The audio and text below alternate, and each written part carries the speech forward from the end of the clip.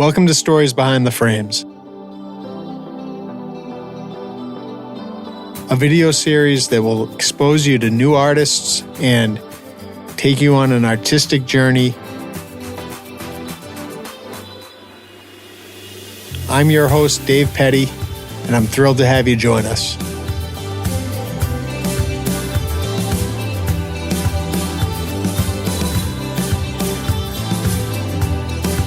Through my years at the Frame Center and my time spent in the South Shore art scene, I've had the opportunity to make many relationships with so many talented artists.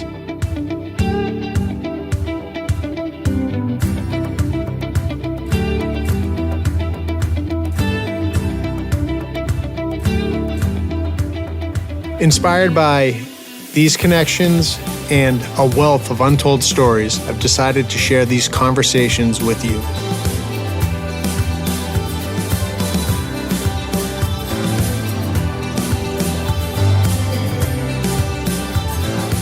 The hope of Stories Behind the Frames is to show you new artists, the interesting artwork they create, and what a thriving art community we have here on the South Shore. So I was really excited about this interview. Not only is Sergio Roffo a well-known painter on the South Shore who has a national presence, but he's somebody I've known since high school. He was coming into the Frame Center back in the 90s when I was actually starting to get involved in the business. Our relationship has gone from him just being this painter that I kind of admired and looked up to now, today, where I would consider it a genuine friendship. Basically, when it gets, they start drooping after a while. Yeah. So everything is wet right now. Yeah. When they dry out, I use what do you call it? Not a palette knife, but a scraper. Yeah. And I just scrape it all down. I go down to here. I don't scrape all this. It's so hard. I haven't done it yet. It's like a work of art in its own. I go down about to here, and then I keep adding new colors. Some people say, "Why are you wasting color?" You know what? Hey, it looks like art. It looks like a sculpture. you just keep buying tubes and spider tubes by the Yeah. There's nothing there. And the only medium I use is turpentine, really, to wash my brushes. Yeah. I don't use any gel. Yeah. This is a liquid original. Mm-hmm. It kind of makes your paint run a little smoother, and for glazing also. But I don't really use that much. I kind of finish my paintings in one shot. I don't really use a lot of glazing. I just do it all in one. I build up the color. Yeah. But I try to finish it in one. What's the word? I forget the word. I'm sorry. When you're sitting, once. Not one sweep. One covering, and it's done. I try to work when I'm out on location playing in. I work fast and I cover all the shadows first because the sun shifts unless it's foggy out or cloudy. Yeah. But I work the whole painting when I'm outside. But when I'm inside, I start with the background to the foreground because it's controlled, I'm comfortable, I don't have to fight the sun. So I start from the background to the foreground, the sky, the middle ground, all the way to the foreground, which I'm doing right now. Mm-hmm. Right now, the sky is pretty much done, so I'm working the middle ground into the foreground right now. You like both as far as plein air and like painting in the studio? You have a preference? For instance, that painting right there, Yep. I do a lot of plein air. That painting right there was a commission down in Rocky Point, Connecticut. And from that, I got to that. Mm-hmm. I made it, I had it next to me and I made it more dramatic. I took the liberty to make a better sailboat, more dramatic sky. So I do that. Mm-hmm. But you have to paint from life in order to be a good studio painter. I tell my students that all the time. Yep. You have to paint from life. And then once you're in your studio, the painting takes a life of its own. Yep. It gets generic at a time. Even if I'm working from an iPhone shot, yep. and it's taking a life of its own. You know, look at the sky. Yeah, I mean, I try to create my own thing. I added a little boat there. I didn't want to do the whole scene with a million boats. Why do a million boat when you can just do one? Yeah. You know what I mean? A lot of people try to get all the boats in, too complex and busy. I don't like to do that. I like to keep it small, tranquil, and relaxed. So you feel like the plein air aspect of it is kind of like the study, and that's what makes it, in the studio painting is a little bit better, or is it pretty much? The studio, the plein air painting, you try to get as much information as possible. Yeah. Because then once you're in the studio, you have all that info that you can apply to the larger one. Mm-hmm. And then eventually, you can add more detail. Like for instance, over here, I'm making the foliage. Yep. Right here. All right.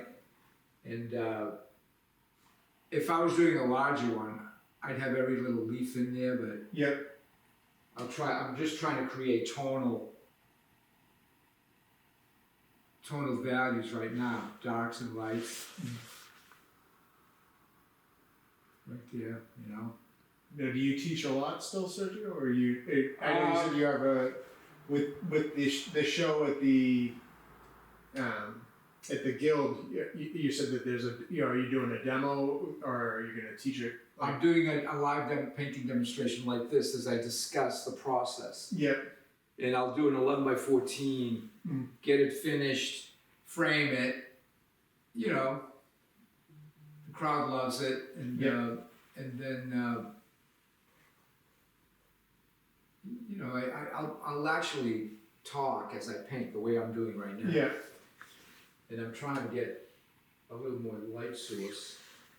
When you do a demo like that, is it more people that are interested in learning how to paint, or is it more people that are interested in learning about you? They're more like collectors than painters themselves, or is it a kind of a mix of both? I think it's a mix of both. I think it's exciting for the wannabe painter and the sort of intermediate. Yeah. To come and listen, because everyone has their own process. There's no right way or wrong way in painting. Mm-hmm. And I've had formal training. Yep. But some people are, self-taught, which is fine. Mm-hmm. I know some great artists who are self-taught, but everyone has a process, and my process feels comfortable with the way I work. When I work in my studio, I do background to foreground. Yeah. When I'm at plein air, I just try to fight the sun and get all my values and shadows in place, and then I go from there. Now, when your formal training was that under is it Robert Douglas Hunter? Robert Douglas Hunter. Yeah, there's some in my hallway and some in my kitchen as paintings, but he was my mentor. Yeah. He was my art teacher in school, my fine art teacher. Yep. And he's from the Boston School. And then I also took figure drawing, life drawing from Robert Cormier, who was another Boston School president. They were both president of the Guild. Mm-hmm. They were my mentors. They influenced a lot of my my career. Now, did you seek them out as mentors because you wanted to learn how to paint like them, or did you just kind of stumble upon it? That's where you took your classes and they. I just went to art school and they were there teaching. Yep. And then I just got to know them personally, and they knew I was serious, and they kind of like, they gave attention to me, and they said, "Hey, okay, come to my classes." What school was that? Is that the? That was the Vespergill School of Art. It was on St. Bartholomew Street in Boston, but it doesn't exist anymore. Okay. It was a commercial art school. I basically was taught as an illustrator. Yep. And I freelanced for a long time. I had an agent, 4 agents. I had one agent in each corner of the country. Mm-hmm. And, I was a young kid living in Boston, after a while, I couldn't take the art directors anymore. They were too demanding. I said, that's it. I'm just going to do fine art. Mm-hmm. And that's what I did. And then I moved. I used to do Boston scenes when I lived in Boston all the time. Yep. And then when I moved down here, I started doing marshes, nautical, and just my career took off. I really was inspired by Mm-hmm. I really was inspired by the landscape down here. It was wonderful. Mm-hmm. Where are you from originally, Sergio? I was born in this little village called San Donato. Yep. Actually, it's behind Claude. There's that little, both of those pictures got the little villages in the mountains. Okay. And I go back every year. Yeah. And do some nice plein air paintings. Yeah. This is one of them, with one of your lovely frames. Yeah. He's got one right See that? Yeah. Isn't that cool? And the poppies were at full bloom. Yep. I could live there for a whole year and just do landscape Yep. painting. Look at that. You take Unbelievable. groups back there still, or? The last workshop I did was in Tuscany, yes. Yep.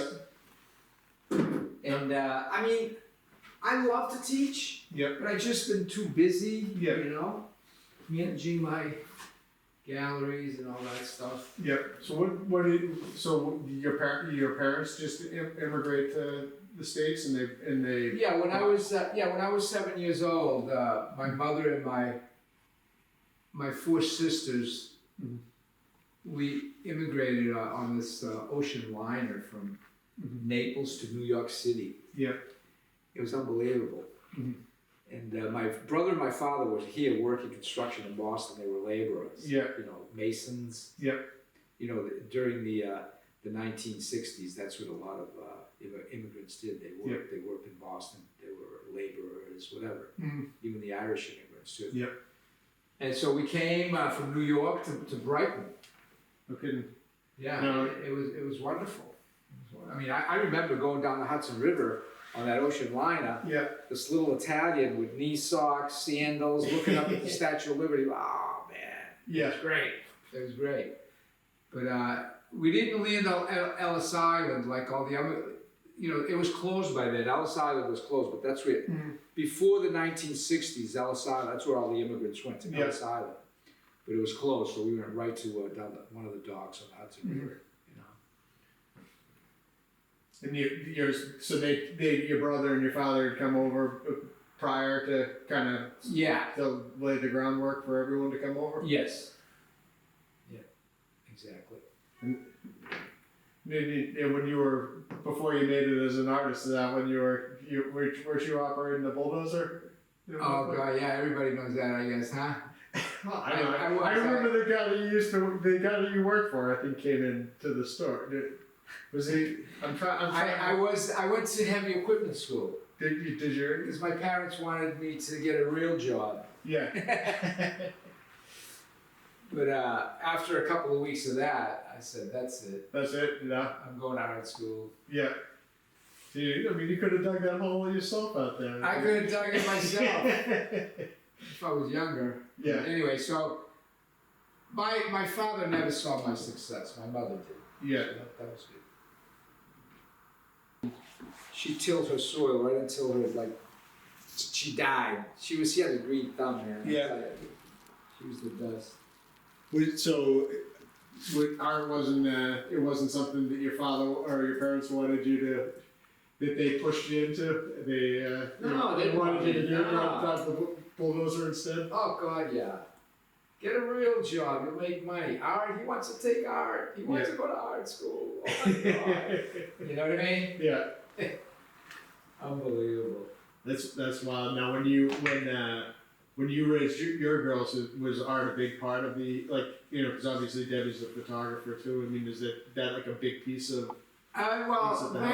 They're artistic. They just don't know it yet. Yeah. They were very good in school. Yeah. But they just went a different route. One's a nurse, one of them is a teacher.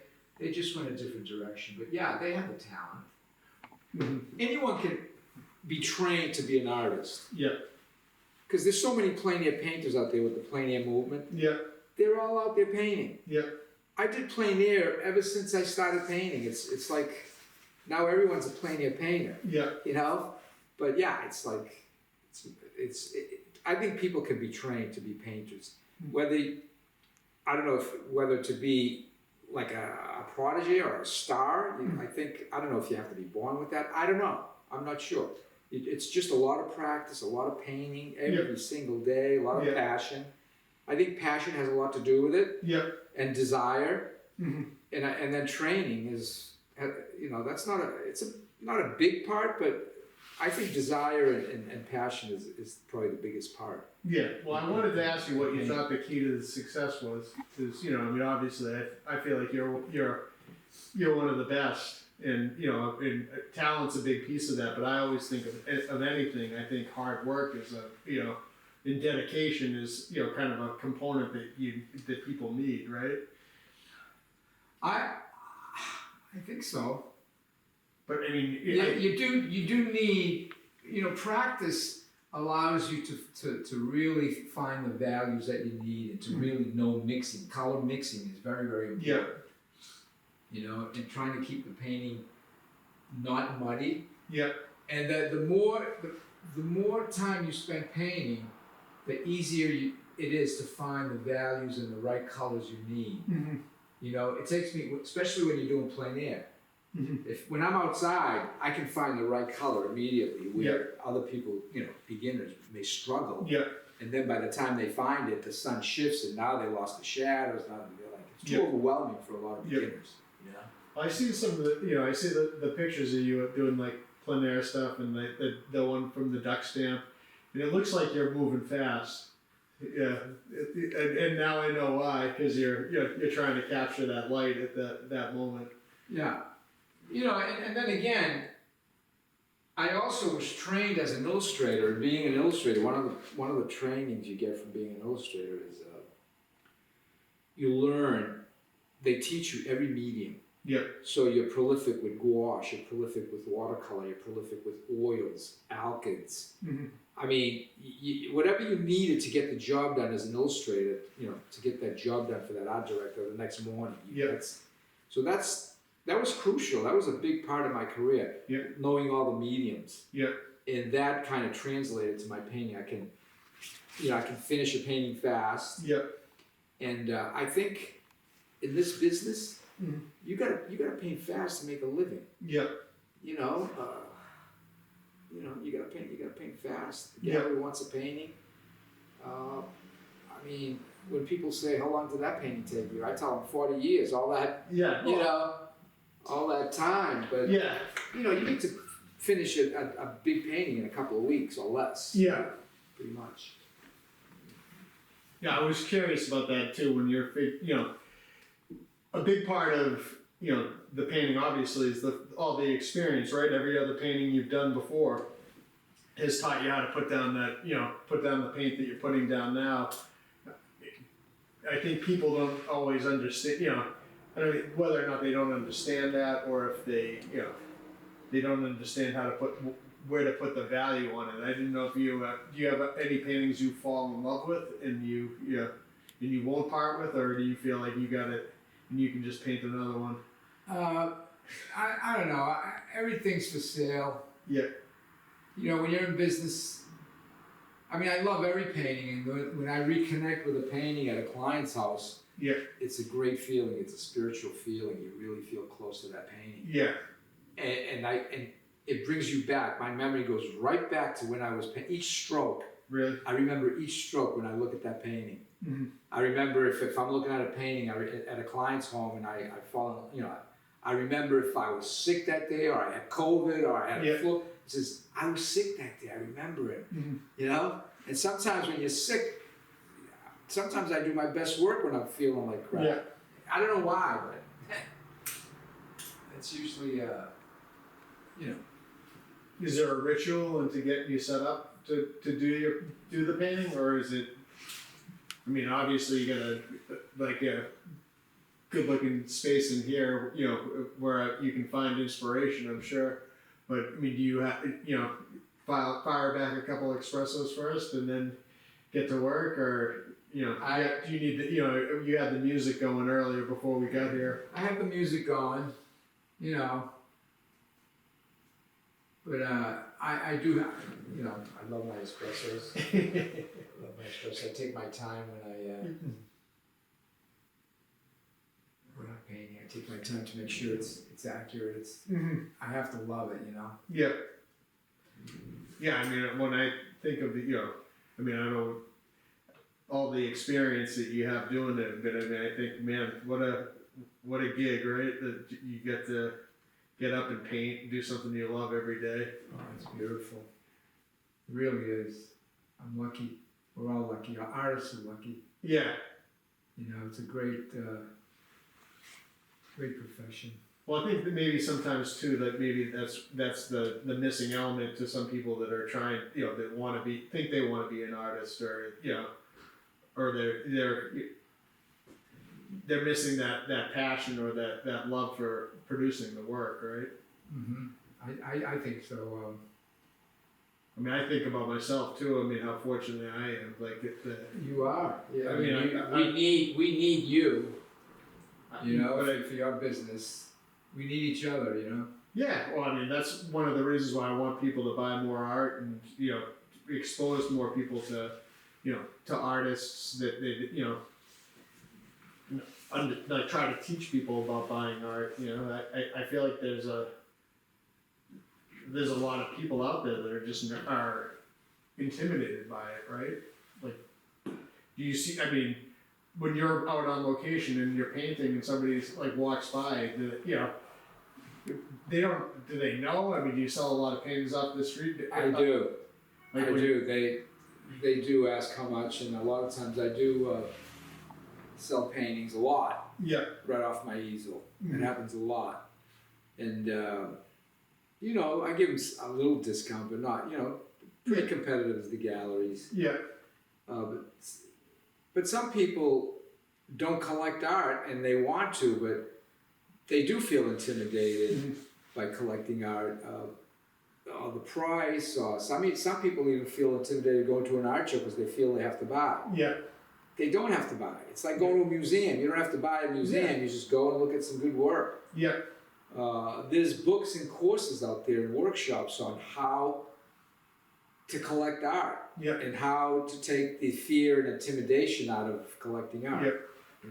There's courses out there like that. I just tell people they should, like, buy, Just like, buy. do art, go to these places. I mean, there's options, to buy inexpensive art too. Not that like that's where but maybe that's where some people need to start, or There's a budget for every artist. Yeah. Look at these little paintings I'm doing for my show. Yeah. These are affordable. Yeah. People who can't afford the large ones. Mm-hmm. These are the little studies. They're beautiful. They're people are gonna if they like them. I mean, they can start small. Yeah. You don't have to start big with a collection. Yeah. So that's there's a budget for everyone. Yeah, I did a talk at North River about how to frame stuff for shows, like I think it was Liz had asked me to team up with her. She gave like a presentation about how to like enter these shows, and then my piece of it was talking about how to frame stuff for shows, or frame for success. And one of the things I asked everyone was about buying art, and I was just taken back by how none of them had I think 2 of 12 had actually bought pieces of artwork. Okay. And it was just it's just you think in a group like that, it's there's a bunch of people that are taking classes about that sort of thing, and maybe like that they would have at least pulled the trigger on buying stuff before. I don't know, maybe it's like just a small percentage of the population that frames stuff and buys art, Yeah, I guess. I don't know. I don't know either. It's bizarre. I mean, I know one of the problems that I've been seeing is that a lot of the houses that are being built today, the architects, it's all windows. Yeah. And there's no place, they don't have room for art. Yeah. Maybe in their bedroom or over the mantle, a couple of pieces. But in the past, the homes were full of art. Now, what do you think about the marketing of art? Is that another aspect of it that you feel like or you enjoy taking part in, or is that just a chore? It is a chore, but you have to do it. Yeah, because I think you do a great job. I mean, your stuff Well, I try, but yeah, there's professionals out there that can do a much better job. I just haven't done it yet. yeah. You handle it all yourself? Yeah, it's basically just social media. That's all I do. You know, I used to do magazine advertising and stuff, but I just let the galleries do that if they want. Yeah. But other than that, it's mostly social media Mm-hmm. and joining associations. Yeah. I tell the beginner, just get involved with joining an art association Mm-hmm. and enter shows. Yeah. And eventually you'll get noticed, Mm-hmm. win awards. You know, Yeah. that's how I started. Yeah. You know, Yeah. You got a fair amount of awards, right? I think there's no more space, right? Yeah. You did all those frames Yeah, too, and there's more that you need We to could do. we could do some more, you know. We could. I'd like to. Yeah, get some frames cut up.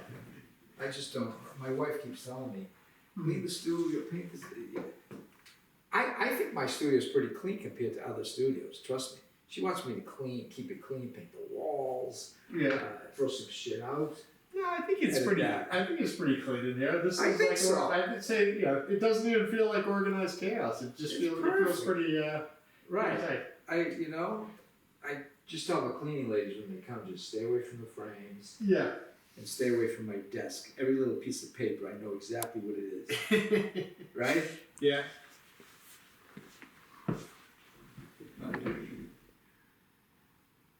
When you won the duck stamp one? Did that help you at all too, Sergio? Was that a big? Was that a prestigious award? Yeah, it was. It was very prestigious, the Massachusetts one. Yeah, because I got to know most of the collectors who collect that duck stamp. That's the original, the Claude right there. Yep. And I did prints, and then I entered the national. Mm-hmm. And I got as close as 10th. I was 10th. Yep. But there's guys that just do that all the time. Yeah. Yeah, it's not That's all really they your do. subject matter. Yeah. It's not my genre. Yeah. Doing waterfowl, Mm-hmm. wildlife painting.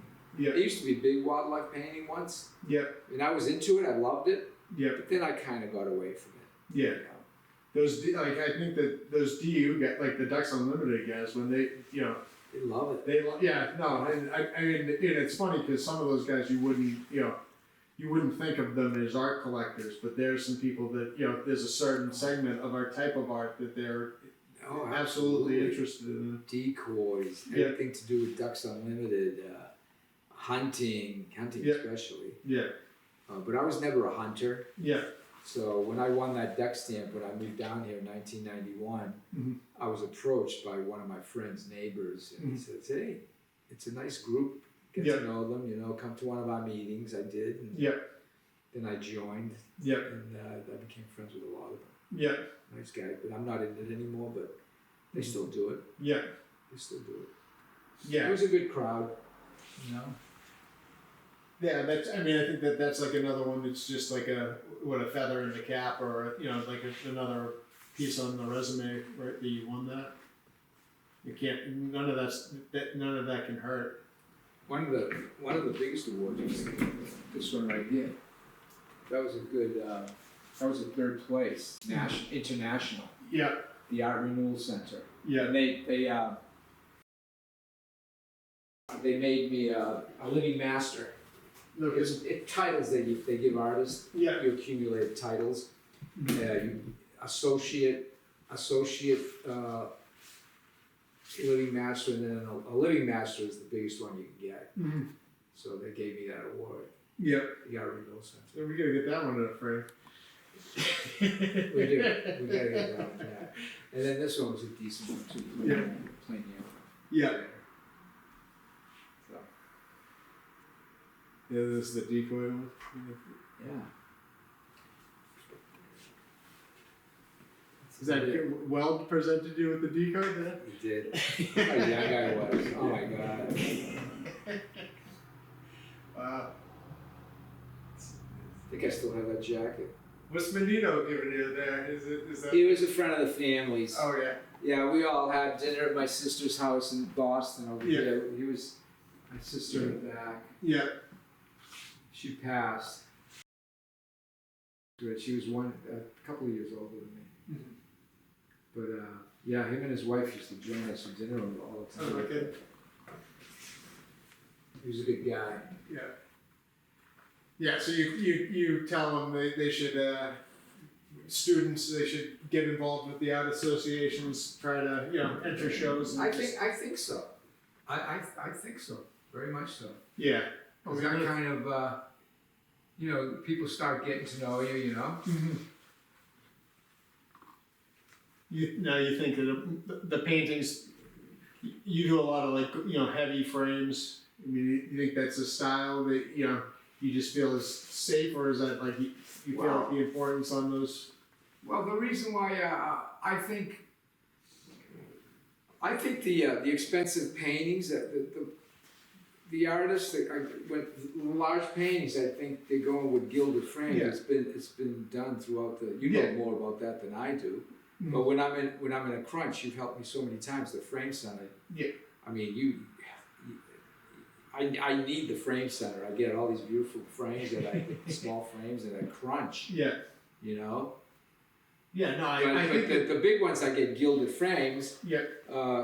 They're in the major galleries, and tell you the truth, a lot of people don't really know a good frame. They just look at the color. Yeah. But a good dealer and collector, some of them do like the gilded real gold frame. Yeah. No, those are beautiful. I mean, that big one over there. What do they get for? That one there goes probably for about $900. Yeah. Seems pretty reasonable. Yeah. Yeah. Decent. This is white gold also. This is a gilded white. It's like that. Yeah. But the smaller ones,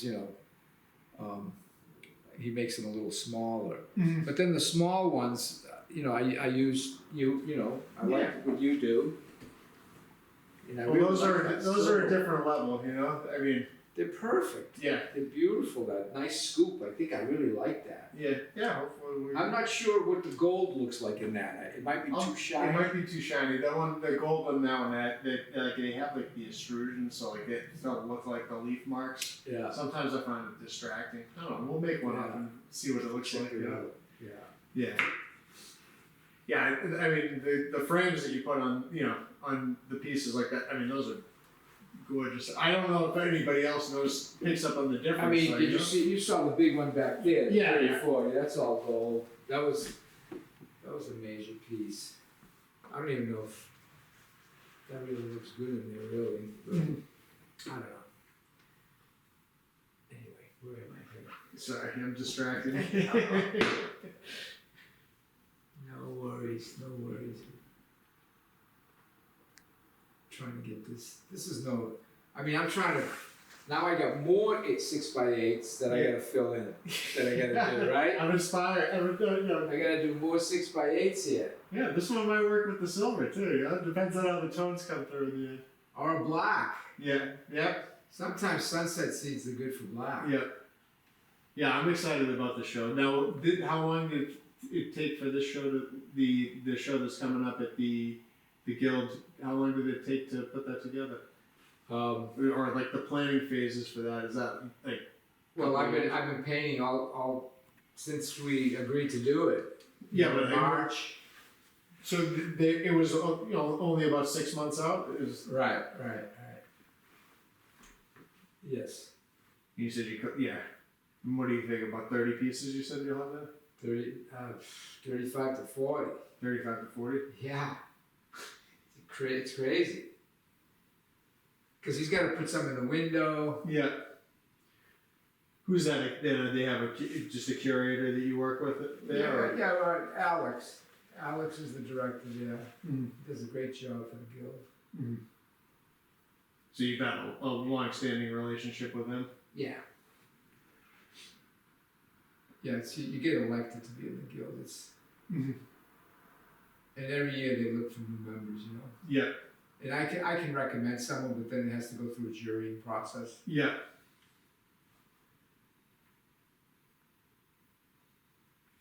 No, they're actively trying to bring people in. Obviously, like, it's similar to some of the other organizations. They just keep the membership.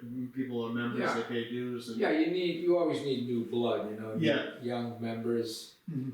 The old ones, you know, members die out because once you're a member, you're there for life. You know? Yeah. So members die out. Mhm. Some members get sick. They don't produce. Yeah.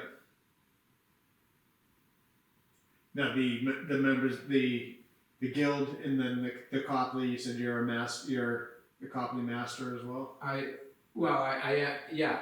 was designated Copley Master, but I really don't use it anymore because I don't think I'm a paying member anymore, so I try not to use that in my title. Mm-hmm. they want to hit you up for for dues, so that you can't use that anymore. I don't know. It's all like ridiculous if you ask me. But Yes. It's you know, everybody does their own thing. Yeah. Now the representation is mainly Quigley at this point, or Quigley and Trees, or I'm represented by Trees Place in Orleans. yeah, Quigley and Company on Nantucket. yeah, The Mariner Gallery yeah. I saw this. on the Vineyard and Newport, Rhode Yeah. Island. The gallery at Somme Sound up in Bar Harbor. Yeah. The Principal Gallery in Charleston. Yeah. What Yeah. No, else? yeah. I probably Yeah. We'll add them in afterwards if you think of someone you've don't know. The Boston Artist. Yeah. The Rockwood Art Association, which I've been just recently elected there, which is a great organization up in Rockwood. Yeah. You know, I'm an elected fellow member of the American Society of Marine Artists. Yeah. You know, and just the other day we were at John Stobart's studio celebrating his life Yeah. because he passed. Mhm. His wife invited a few of us down, and we had a wonderful time down in Westport. Mhm. And he gave me his brushes, actually. See those brushes up there? Yeah. They're John Stobart's brushes. That's wild. Yeah. And he gave me a little box next to Claude. It's a little handheld easel. Yeah. No, this one here. It's pretty cool. I haven't used it yet. That was John Stobart's. You know? That's wild. So Yeah, it's pretty cool. I can't wait to use it. You open that up for a second. All right, and this slides out, Yeah. and you hold your hand, your thumb under there like a palette, Yeah. right there, and you can paint. Okay. It paints over here, right? Yeah. That is pretty cool. Yeah. That's wild. I love it. Can't wait to use it on a trip, you know, when you can't. Bring that to Italy. Yeah, well, in Italy I'll bring all my biggies. Yeah. I like to do some other big ones over there. You know. The Mariner Gallery was pretty wild. I saw that this summer when I was. Were you on the vineyard? Yeah, when I was over there for my 1 week away. Did you have fun? With your daughter, right? Your Yeah, family? the whole family was over there. Nice. Yeah, that's a nice spot. They had some. They had a resident though, and the stuff she was working on seemed like it was pretty wild. Different, you know. Yeah. Is this? You said they have another space in Newport, yeah, Newport? Spring Street, Newport, Rhode Island. Yeah, they do. Is it mainly nautical pieces that they? Yeah, pretty much. Yeah. Yeah, obviously with the name like Mariner. Yeah. It's a young director, Andre. His father, Peter, is a maritime painter. I guess he gave him the gallery. Okay. And I've been with them for. I've been with them for about 4 years, I think. Mm-hmm. Sorry about that. I want to get my image back. Yes. You know, the other thing I wanted to ask you too was just about art that you had. Like I know you know, when me and Elizabeth were by, you were showing us the piece of Diane Panarelli Miller's, and you showed us a couple of the pieces of your. Yeah, those are Diane's. Yeah. Those two over there are Diane's. You mean you keep a lot of art in the house? Not piece of much. your- I No. mean, you know, a few. But you buy, you Yeah, buy I art buy a too. few, yeah. And you have a couple pieces of your mentors. I do. I buy some of those, yeah, and sometimes I trade. Yep. You know, we're painting together and say, hey, you want this? I'll take you out. Yeah. Why not? Yeah. No. I mean, that's a great. Yeah. I mean, Right? you want. I mean, you need to. You have to live it too, right? You know, when if you want people to buy art, right? You obviously have to step out and buy art occasionally, or trade. If you have the I talent. don't have to, but I like it. Yeah. Because I like other people's work. Yeah. You know? Do you find inspiration in some of those? Yeah, I love other people's work. Sometimes I like other people's work better than my work. Normally artists do like other people's work better. You know, that's You're not usually as how it critical. is. Usually that's how it is. People like other artists. Yeah. You know. Is there anyone in particular that you're a big fan of? Oh, yeah. You know. Too many? A lot. A Yeah. few of them. I don't want to name them all. Yeah. There's some few that I really like. Yeah. I mean, and then the old masters, Sargent, Soroya. Yep. There's so many. Yep. You know that I love. Just To yeah. You can see it's like I don't I don't know enough if you're trying to try to take some inspiration from someone. I do. We all do. As artists, as artists, we all learn from each other. Yeah. I don't want to say the word steal, but sometimes we use someone's technique. Yeah. That's how it is. When you take a workshop, the artist is trying to convey his knowledge to the student, and they're going to start using his technique. So it's done in the field all the time. Yeah. When I teach, I like them to do I tell them my technique, Yeah. my process, and my approach. Yeah. And it may work for some, and may not work for others. Yeah. But Until you find your niche. But you don't have to. You don't worry that there's going to be somebody there who's going to try to steal your stuff. Yeah. I don't care. It doesn't matter to me. Well, I think There's you're- always hecklers. Yeah. But Why don't you do this and why don't you do that? Yeah. Well, you're at a different. Yeah. I mean, I feel like you're at a different level, right? I don't know. Yeah. I've been doing it for a long time. You have. I think of you as being kind of like at the top. Yeah. Well, I'm probably past my prime, but I'm still producing some good work. You think you're past your prime? And sometimes an artist reaches this prime of you're not going to get any better. Yeah.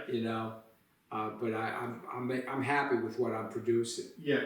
And nothing leaves my studio until I get it right. Yeah. I keep painting it over. I remove the paint. I try it again until I'm happy with it. You read Rick Rubin's book yet? No, I have not. You should. He talks about that about artists and I think that's a big piece. Text me that. I will. I have a copy at the store. I'll drop it by so you can borrow it. Wow, I'd love to. He talks about it's a piece that I think a lot of people miss about artists knowing when they're done with a piece of work, and just when you kind of said that thing, it reminded me a lot of a portion that he talks about people. You have to be happy with it. Yeah, and that comes with experience. Yeah. Knowing when to finish a painting. Yeah.